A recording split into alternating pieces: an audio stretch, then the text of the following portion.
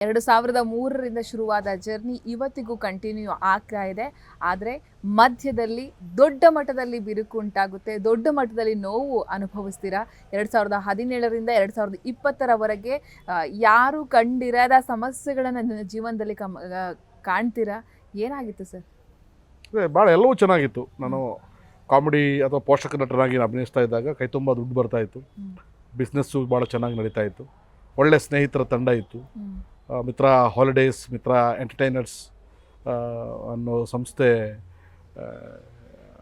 ಭಾಳ ಚೆನ್ನಾಗಿ ನಡೀತಾ ಇತ್ತು. ವೆಡ್ಡಿಂಗ್ಸ್, ಇವೆಂಟ್ಸ್ ಎಲ್ಲವೂ ಕೂಡ ಮಾಡ್ಕೊಂಡು ಹೋಗ್ತಾ ಇದ್ದೆ. ಸಾಕಷ್ಟು ರೆಸಾರ್ಟ್ಗಳನ್ನು, ಹೋಟೆಲ್ಗಳನ್ನು ಬಾಡಿಗೆ ಪಡ್ಕೊಂಡು 100-125 ಜನ ಎಂಪ್ಲಾಯೀಸಿಗೆ ಸ್ಯಾಲ್ರಿ ಕೊಡ್ತಾಯಿದ್ದೆ.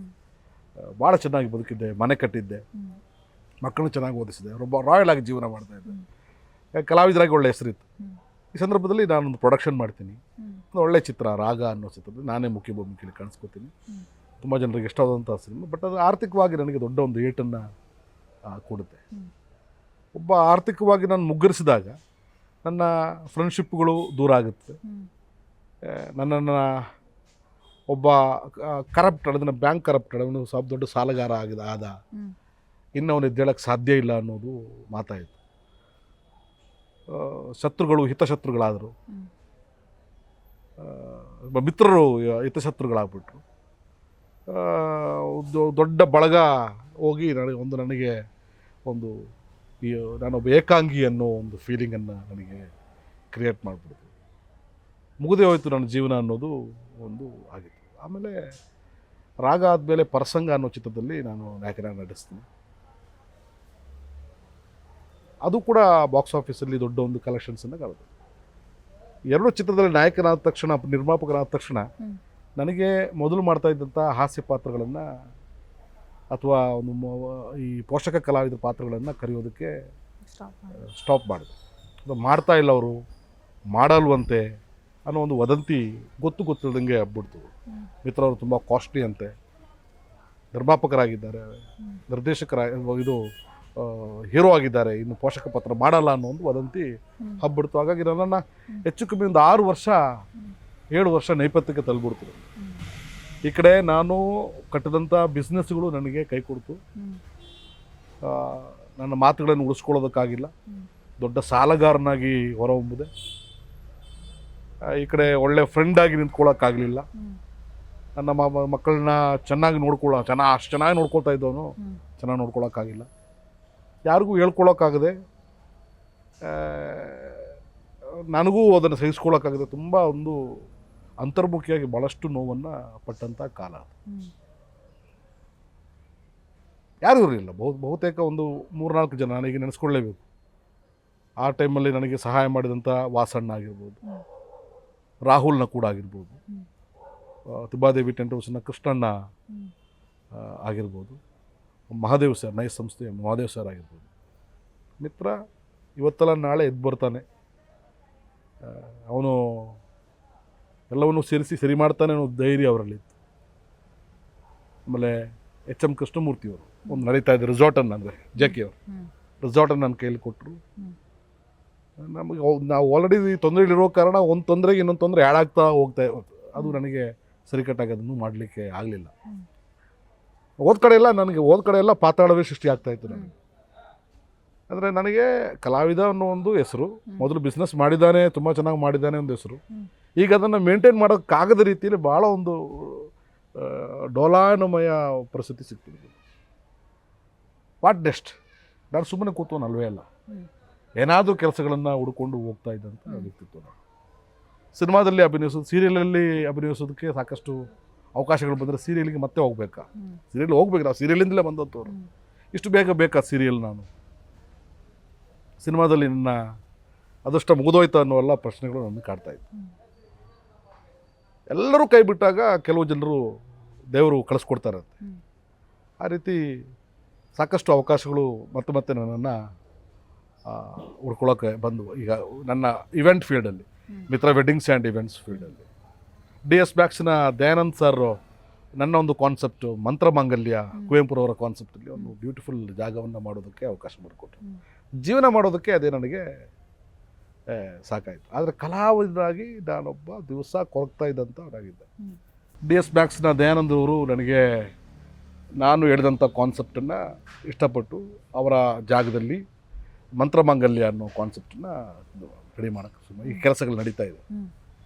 ಹೌದು, ಒಂದು ಇವೆಂಟ್ ಪರ್ಸನ್ ಆಗಿ ಒಬ್ಬ ಬಿಸ್ನೆಸ್ ಮ್ಯಾನ್ ಆಗಿ ಇದೆಲ್ಲವೂ ಸಿಕ್ಕಿದ್ರು ಕೂಡ ಲಾಸ್ಟ್ ಮನೆಗೆ ಬಂದು ಕನ್ನಡಿಯಲ್ಲಿ ಮುಖ ನೋಡಿದಾಗ ನೀನು ಕಲಾವಿದನಾಗಿ ಏನು ಮಾಡಿದ್ಯಾ ಅನ್ನೋ ಒಂದು ಪ್ರಶ್ನೆ ನನ್ನ ಕಾಡ್ತಾ ಇದೆ.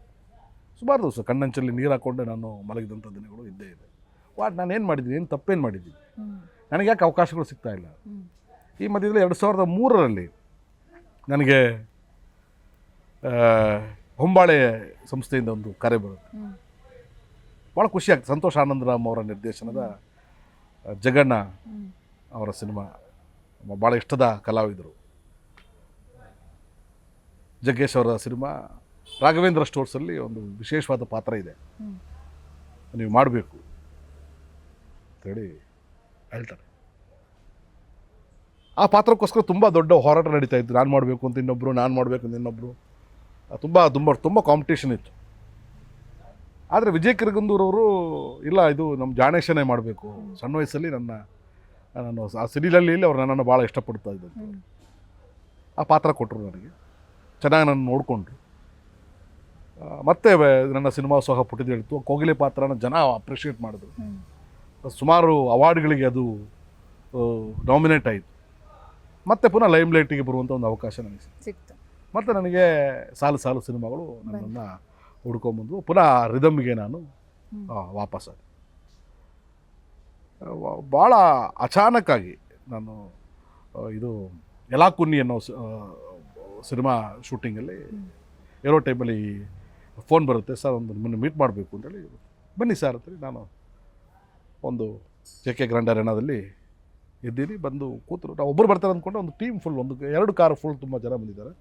ಗುರುದತ್ ಗಾಣಿಗವರು, ರವಿ ಅವರು, ಅಸಿಸ್ಟೆಂಟ್ ಡೈರೆಕ್ಟ್ರು, ಕ್ಯಾಮ್ರಾಮನ್, ಟೀಮೆಲ್ಲ ಬಂದು ದೊಡ್ಡದಾಗಿ ಕೂತು ನನಗೆ ಒಂದು 2 ಅವರ್ಸ್ ಕಥೆಯನ್ನು ನರೇಟ್ ಮಾಡ್ತೀನಿ.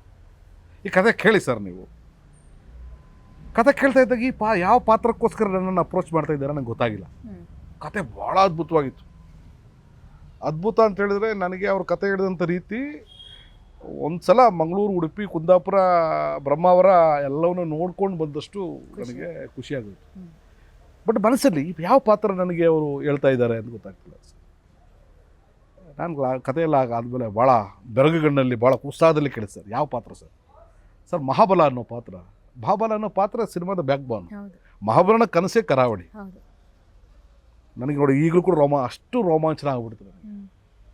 ದೇವರು ನನ್ನನ್ನು ಕೈ ಬಿಟ್ಟಿಲ್ಲ. ಯಾರೋ ಒಬ್ಬರು ನನ್ನನ್ನು ಯೋಚನೆ ಮಾಡಿದ್ದಾರೆ, ನನಗೋಸ್ಕರ ಒಂದು ಪಾತ್ರವನ್ನು ಬರೆದಿದ್ದಾರೆ.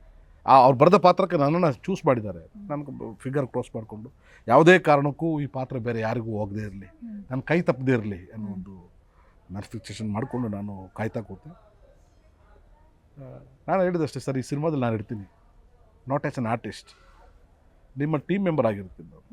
ಎನಿ ಟೈಮ್, ಯಾವ ಟೈಮ್, ಎಷ್ಟು ರಾತ್ರಿ 12 ಗಂಟೆಗೆ ಕರೆದ್ರು ಕೂಡ ಇದಕ್ಕೋಸ್ಕರ ಡೆಡಿಕೇಟ್ ಮಾಡ್ತೀನಿ. ಇದಕ್ಕೆ ನಿಮ್ಗೆ ಏನೆಲ್ಲ ಕೇಳ್ತೀರಿ ನೀವು ನಾನು ನೋಡಿದ್ದೀರಿ. Clean shaved person. ನಾನು ದಿವಸ ಬಣ್ಣ ಎಲ್ಲ ಹಾಕ್ಕೊಂಡು ನಾನು ಹೆಂಗಾಗಿ ಕಾಣ್ತಾ ಇದ್ದೀನಿ. ಕಪ್ಪಗಿದ್ರು ಸೌಂದರ್ಯ ಪ್ರಜ್ಞೆ ಭಾಳ ಜಾಸ್ತಿ ಇದೆ. ನಾನು ತುಂಬ ಪ್ರೀತಿ ಮಾಡಿ. ಇಲ್ಲ ಸರ್, ನೀವು ಬಿಳಿ ಗಡ್ಡ ಬಿಡಬೇಕು. ಅಯ್ಯೋ, ಮನಸ್ಸಿಗೆ ನಾನು ಬಿಸ್ನೆಸ್ ಲೈನಲ್ಲಿ ಇದ್ದೀನಿ, ನಾನು ಚೆನ್ನಾಗಿ ಕಾಣಿಸ್ಕೋಬೇಕು. ಆಯ್ತು ಸರ್, ಇನ್ನೂ ಸ್ವಲ್ಪ ಡಾರ್ಕ್ ಆಗಬೇಕು. ಆಯ್ತು ಸರ್. ಎಲ್ಲ ನನ್ನ ಪ್ರಿಪೇರ್ ಮಾಡಿ ಕತೆ ಎಲ್ಲ ಕೊಟ್ಟು, ಡೈಲಾಗ್ಸ್ ಎಲ್ಲ ಕೊಟ್ಟು ಈ ಪಾತ್ರಕ್ಕೆ ನನ್ನನ್ನು ಸಿದ್ಧಗೊಳಿಸಿ ನಾನು ಕೂಡ ಮಾನಸಿಕವಾಗಿ ಸಿದ್ಧ ಆದೆ. ಮಹಾಬಲನ ಹೋಲುವಂಥ ಸುಮಾರು ಜನರನ್ನು ಅಬ್ಸರ್ವ್ ಮಾಡಿದೆ. ಬಾರ್ಗಳಲ್ಲಿ, ಜಾಗಗಳಲ್ಲಿ ಕಡಲೆ ಮಾರುವಂಥವ್ರು, ಇವರೆಲ್ಲರನ್ನು ಕೂಡ ನಾನು ಅಬ್ಸರ್ವ್ ಮಾಡೋ ಒಂದು ಮ್ಯಾನರಿಸಮನ್ನು ನಾನು ಕಟ್ಕೊಂಡು. ಬಟ್ ಇದು ನಾನು ಯಾವುದೇ ಮ್ಯಾನರಿಸಮನ್ನು ಮಾಡಬೇಕಾಗಿಲ್ಲ. ಆಲ್ರೆಡಿ ಗುರುದತ್ ಗಾಣಿಗ ಅವರು ಈ ಪಾತ್ರ ಹೀಗೇ ಇರಬೇಕು, ಹಿಂಗೇ ನಡಿಬೇಕು, ಇಷ್ಟೇ ಹೆಜ್ಜೆ ಇಡಬೇಕು, ಇಷ್ಟೇ ತೂಗಬೇಕು ಅನ್ನೋದು ಬರೆದಿದ್ರು. ನನಗೆ ಹಾಗಾಗಿ ನಾನು ತುಂಬ ಕುಸರಿ ಕೆಲಸ ಮಾಡುವಂಥ ಕೆಲಸ ಏನಿರಲಿಲ್ಲ. ಜಸ್ಟ್ ಒಂದು ಡೈರೆಕ್ಟರ್ ಮುಂದೆ ನಾನು ನಿಂತ್ಕೋಬೇಕಾಗಿತ್ತು, ಅವ್ರ ಮುಂದೆ ನಾನು ಸರೆಂಡರ್ ಆಗಬೇಕಾಗಿತ್ತು, ಕಲಾವಿದನಾಗಿ, ಮಹಾಬಲನಾಗಿ. ನಾನು ಸರೆಂಡರ್ ಆದೆ. ಫಸ್ಟ್ ಡೇನೇ ಅಲ್ಲಿ ಡೈರೆಕ್ಷನ್ ಟೀಮಲ್ಲಿ ಒಂದು ಡಿಸ್ಕಷನ್ ಇತ್ತಂತೆ. ಇಲ್ಲ, ನೀವು ಮಿತ್ರವ್ರನ್ನ ಹಾಕೊಂಡಿದ್ದೀರಿ. ಆಮೇಲೆ ಗೊತ್ತಾ, ಈಗ ಹೇಳ್ತಾರೆ, ಸಾರಿ ಸರ್ ಈಗ ಬಂದು ಎಲ್ಲ ಫ್ರೆಂಡ್ಸ್ ಹೇಳ್ತಾರೆ ನಮಗೆ, ನಮ್ಮ ಸರ್ ಅವರು ಕಾಮಿಡಿ ಝೋನರ್ ಅವ್ರು ಹೇಳಿದಂತೆ. ಇಲ್ಲ, ನಿಮ್ಗೆ ಗೊತ್ತಿಲ್ಲ, ಮಿತ್ರ ಅವ್ರು ಏನು ಪೊಟೆನ್ಷಿಯಲ್ ಅಂತ ಯಾರಿಗೂ ಅವ್ರು ನಾವು ಬಳಸ್ಕೊಂಡಿಲ್ಲ ಅಷ್ಟೇ. ನಾವು ಇಂಡಸ್ಟ್ರಿ ನಾವು ಬಳಸ್ಕೊಂಡಿಲ್ಲ. ಈ ಸಿನಿಮಾದಿಂದ ನೋಡಿ, ಯಾಕಂದರೆ ಈ ಮಹಾಬಲನ ಪಾತ್ರ ಗೆದ್ದರೆ ಸಿನಿಮಾ ಗೆದ್ದ ಹಾಗೆ ಅನ್ನೋದು ಇತ್ತು. ನಾನು ಅದಕ್ಕೋಸ್ಕರ ಡೆಡಿಕೇಟ್ ಮಾಡಿದೆ. ಫಸ್ಟ್ ಡೇನೇ ನಾನು ನನ್ನ ಬಿಳಿ ಕೂದಲು, ಗಡ್ಡ, ಆ ಪಂಚೆ ಎಲ್ಲ ಹಾಕೊಂಡು ಹೋದ ತಕ್ಷಣ ನಾನೊಬ್ಬ ಅಲ್ಲಿಯ ಮಂಗಳೂರಿನ ಜನಸಾಮಾನ್ಯ ನಂತರ ನಾನು ಕಂಡುಬಿಟ್ಟೆ. ಖುಷಿ ಆಯಿತು. ಅವ್ರ ಮುಖದಲ್ಲಿ ಒಂದು ಭಾಳ ಖುಷಿಯನ್ನು ನಾನು ಕಣ್ಣಲ್ಲಿ ನಾನು ಕಂಡೆ, ಇಡೀ ಟೀಮಲ್ಲಿ ಕಂಡೆ. ಫಸ್ಟ್ ಶಾಟ್ ಆದ ತಕ್ಷಣ ಒಂದು ಚಪ್ಪಾಳೆ ಬಿತ್ತು. ಬಹುಶಃ ನನ್ನ ಸಿನಿ ಜರ್ನಿಯಲ್ಲಿ ಪ್ರತಿ ಸೀನಿಗೂ ಚಪ್ಪಾಳೆ ತಗೊಂಡಂಥ ಸಿನಿಮಾ ಇದು. ಕೆಲವು ಸಿನಿಮಾಗಳಲ್ಲಿ ಒಂದೊಂದು ಸೀನಿಗೆ ಒಂದು ಚಪ್ಪಾಳೆ, ಎರಡು ಅಥವಾ ಮ್ಯಾಕ್ಸಿಮಮ್ ಅಂದರೆ 3. ನಾನು ಮಾಡಿದಂಥ ಪ್ರತಿ ಸೀನಿಗೂ ಕೂಡ ಚಪ್ಪಾಳೆ. ನಾನು ಮಾಡಿದಂಥ ಪ್ರತಿ ಸೀನಲ್ಲೂ ಕೂಡ ನಮ್ಮ ಅಸಿಸ್ಟೆಂಟ್ ಡೈರೆಕ್ಟರ್ಗಳು, ಕ್ಯಾಮರಾಮ್ಯಾನು, ಈ ಟೀಮು, ಆ ಮೇಕಪ್ ಎಲ್ಲರೂ ಕೂಡ ಬೆರಗುಗಣ್ಣಿಂದ ನೋಡ್ತಾ ಇದ್ದಿತ್ತದು. ಅವ್ರ ಮುಖದಲ್ಲಿ ಇದ್ದಂಥ ಒಂದು ಆ ಇಮೋಷನ್ ನೋಡಿದಾಗ ಇಲ್ಲ ಇದು ಖಂಡಿತ ವರ್ಕ್ ಆಗ್ತದೆ, ಇಲ್ಲಿ ವರ್ಕ್ ಆಗ್ತದೆ ಅಂತ ಹೇಳಿದ್ರೆ ಖಂಡಿತ ವರ್ಕ್ ಆಗುತ್ತೆ. ನನ್ನ ಜವಾಬ್ದಾರಿಯನ್ನು ಮತ್ತೆ ಜಾಸ್ತಿ ಕಲಾವಿದರಿಗೆ ಸಹಜವಾಗಿ ಬರುವಂಥ ಕೆಲವು ಗರ್ವ, ಅಹಂಕಾರ ಇದೆಲ್ಲವೂ ಕೂಡ ತೆಗೆದು ಸೈಡಿಗೆ ಇಟ್ಬಿಟ್ಟು ಮಹಾಬಲನಾಗಿ ಕರಾವಳಿಗೆ ನಾನು ಸರೆಂಡರ್ ಆದೆ. Super sir. ನಾನು ದೇವರನ್ನ ಕೇಳಿದ್ರೆ ಬಹುಶಃ ಸಾಯೋಕ್ಕೂ ಮುಂಚೆ ಫಸ್ಟ್ ನಾನು ಕೇಳಿಸ್ಕೊಂಡಂಥ ಚಪ್ಪಾಳೆ, ಆ ಪ್ರೋತ್ಸಾಹ, ಜಾಣೇಶ, ಲಾಯರ್ ಗುಣವಂತ, ಬಟ್ಟೆ ಬೇಡ, ಆ ಸಿಕ್ತಲ್ಲ ಒಂದು ಮನ್ನಣೆ, ವಾಪಸ್ ಸಿಕ್ಕಿದ ಮೇಲೆ ನಾನು ಸಿನಿಮಾ ಇಂಡಸ್ಟ್ರಿಯಲ್ಲಿ ಇಲ್ಲಾದರೂ ಪ್ರಪಂಚದಲ್ಲಿ ಇಲ್ಲಾಂದ್ರೂ ನಂಗೆ ಪರವಾಗಿಲ್ಲ, ಬ್ಲೆಸ್ ಮೀ ಅಂತ ಪ್ರತಿ ದಿವಸ ನಾನು ಅದನ್ನು ಪ್ರೇಯರ್ ಮಾಡಿಕೊಂಡೇ ಮಾಡ್ತಾಯಿದ್ದೆ. ಹೊಸ ಕಲಾವಿದನೇನೋ ಅನ್ನೋ ರೀತಿ ನಾನು ಡೆಡಿಕೇಟ್ ಮಾಡಿ ಪಾತ್ರನ ನಾನು ಮಾಡಿದ್ದೀನಿ. ತುಂಬ ಚೆನ್ನಾಗಿ ಇದನ್ನು ಡಿಸೈನ್ ಮಾಡಿದ್ದಾರೆ. ಆ ಕ್ಯಾರೆಕ್ಟರ್ನ ತುಂಬ ಚೆನ್ನಾಗಿ ಬರೆದಿದ್ದಾರೆ. ನಮ್ಮ ಅಭಿಮನ್ಯು ಸದಾನಂದ ನನ್ನನ್ನು ಭಾಳ ಜನರಿಗೆ ಇಷ್ಟಾಗೋ ರೀತಿಯಲ್ಲಿ ತೋರಿಸಿದ್ದಾರೆ.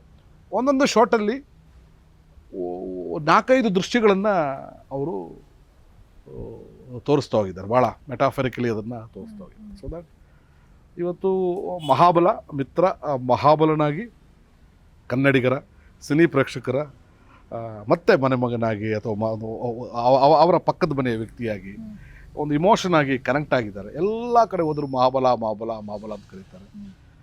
ಮಹಾಬಲನಾಗಿ ನನ್ನನ್ನು ಸ್ವೀಕಾರ ಮಾಡಿದ್ದು, ಆ ಪಾತ್ರ ಗೆದ್ದಿದ್ದು ಕಲಾವಿದನಾಗಿ ನನಗೆ ಭಾಳ ಖುಷಿ ಇದೆ.